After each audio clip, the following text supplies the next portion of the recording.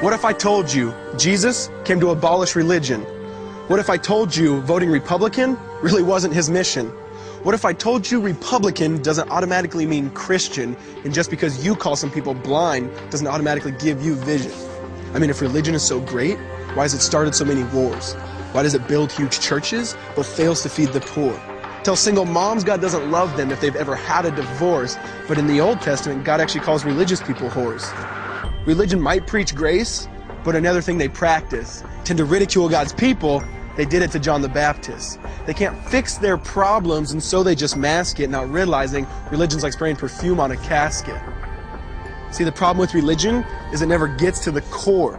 It's just behavior modification, like a long list of chores. Like, let's dress up the outside, make it look nice and neat. But it's funny, that's what they used to do to mummies while the corpse rots underneath. Now, I ain't judging. I'm just saying, quit putting on a fake look. Because there's a problem if people only know that you're a Christian by your Facebook. I mean, in every other aspect of life, you know that logic's unworthy. It's like saying you play for the Lakers just because you bought a jersey. See, this was me too, but no one seemed to be on to me.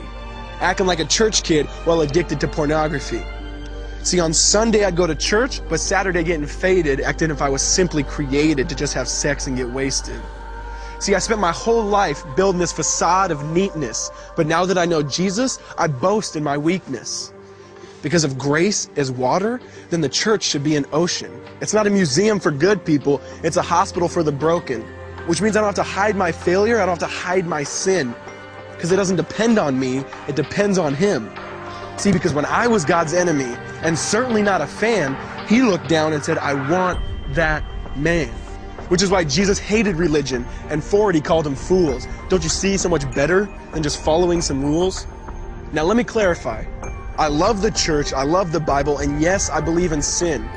But if Jesus came to your church, would they actually let Him in? See, remember He was called a glutton and a drunkard by religious men. But the Son of God never supports self-righteousness, not now, not then. Now back to the point, one thing is vital to mention.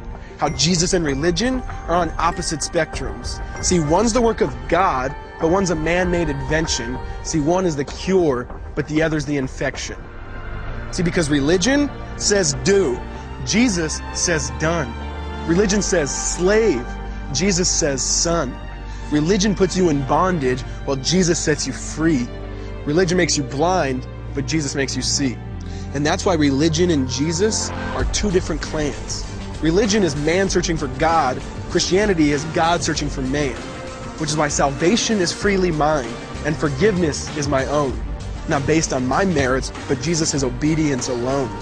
Because He took the crown of thorns and the blood dripped down His face. He took what we all deserved. I guess that's why you call it grace. And while being murdered, He yelled, Father, forgive them. They know not what they do. Because when He was dangling on that cross, He was thinking of you.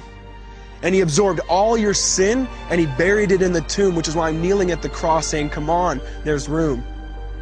So for religion, no, I hate it. In fact, I literally resent it. Because when Jesus said, it is finished, I believe He meant it.